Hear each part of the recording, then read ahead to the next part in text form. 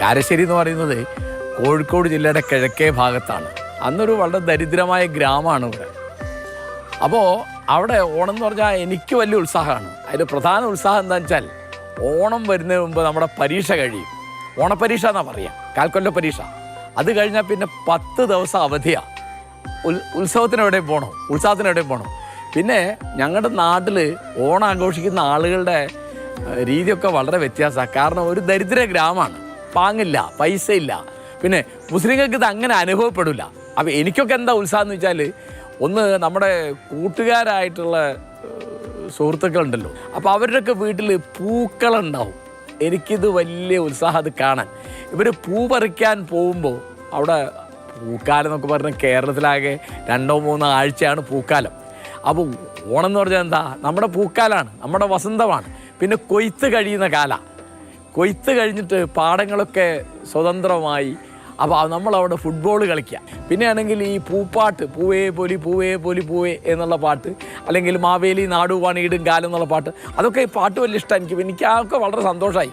മനുഷ്യരെല്ലാവരും ഒന്നുപോലെ ഇതൊക്കെ. പിന്നെ ഊഞ്ഞാലാടുക, എന്തൊരു ഭംഗിയാണ് അതിൽ കയറാൻ. ഞാൻ ഒരിക്കലും അതിൽ കയറി അതിങ്ങനെ മുറുകി മേലോട്ട് പോകുമ്പോൾ പേടിയായി ഞാൻ നിലവിളിച്ച് എനിക്കിപ്പോൾ ഓർമ്മയുണ്ട്. അപ്പോൾ പൽപ്പ് ചിരിക്കുന്നു, അവരവിടുത്തെ പെൺകുട്ടികളൊക്കെ കളിയാക്കി ചിരിക്കുന്നു. പിന്നെ ഇതിനെക്കാട്ടൊക്കെ വലിയ ഓണം എന്ന് പറഞ്ഞാൽ എന്നെ സംബന്ധിച്ച് പായസമാണ്. അന്ന് എവിടെയാണ് പായസം ഉള്ളത്? അത് പായസം എന്ന് പേര് കേൾക്കുക എന്നുള്ളത് കാണുമില്ല, ഒന്നും ഉണ്ടാക്കാൻ മഹാദാരിദ്ര്യമാണെന്നേ.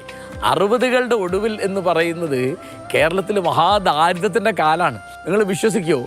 ആളുകൾ താളും തവരയും പറിച്ചിട്ട് വേവിച്ച് കഴിക്കുന്നത് ഞാൻ എൻ്റെ കണ്ണുകൊണ്ട് കണ്ടു. അത്ര ദാരിദ്ര്യമുള്ള കാലമാണ്. അപ്പോൾ എവിടെയാണ് ഭക്ഷണം? കാണം വിറ്റും ഓണം ഉണ്ണണം എന്ന് പറയും. ഈ കാണം എന്ന് പറഞ്ഞാൽ ഒരു ഇനം നടപ്പ് പാട്ടാണ്. ഇന്നിപ്പോൾ അതിൻ്റെ ഒന്നും അർത്ഥം ആൾക്ക് അറിയില്ല. കാരണം 70ഓടുകൂടി നമ്മുടെ ഭൂപരിഷ്കരണം വന്നല്ലോ. പിന്നെ സിനിമയൊന്നുമില്ല, മഹാദാരിദ്ര്യമാണ്. മുക്കത്ത് സിനിമ ഹാളുണ്ട്, അവിടെ ഓണം പ്രമാണിച്ച് ഏതെങ്കിലും ഒരു പടം വരും. അപ്പോൾ അതൊക്കെ പോയി കാണാൻ വലിയ മോഹമാണ്. എനിക്ക് ഓണത്തിൻ്റെ എല്ലാ ഓർമ്മയും മധുരിക്കുന്ന ഓർമ്മയാണ്. എന്താ കാരണം? ഒഴിവുകാലായതുകൊണ്ട് ധാരാളം നോവലോ കഥയോ ഒരു അപൂർവ അവസരമാണ്. എൻ്റെ ഓർമ്മ എന്ന് പറയുന്നത് ഈ ഒഴിവുകാലത്തിൻ്റെയും ഈ നിലാവിൻ്റെയും ഈ കൊയ്ത്ത് കഴിഞ്ഞ പാടത്തിൻ്റെയും ചെറുപയർ പായസത്തിൻ്റെ ഒക്കെ, അതുപോലെ അവരുടെയൊക്കെ കൂട്ടുകാരുടെ വീടുകളിൽ നമുക്ക് കിട്ടുന്ന വാത്സല്യത്തിൻ്റെ ഒക്കെ മധുരമായ ഓർമ്മയാണ്.